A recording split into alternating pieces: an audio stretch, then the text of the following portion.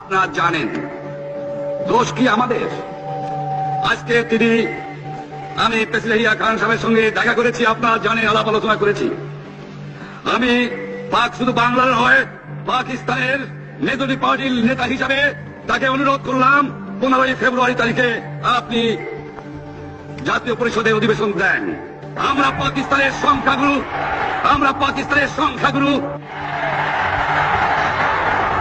আমি অনুরোধ করছি, আপনারা আমাদের ভাই, আপনারা দেশকে একেবারে জাহান্নামে ধ্বংস করে দিয়েন না। জীবনে আর কোনদিন আপনাদের মুখ দেখা দেখি হবে না। যদিও আমরা শান্তিপূর্ণভাবে আমাদের ফয়সলা করতে পারি, তাহলে অন্তপক্ষে ভাই ভাই হিসেবে বাঁচার সম্ভাবনা আছে।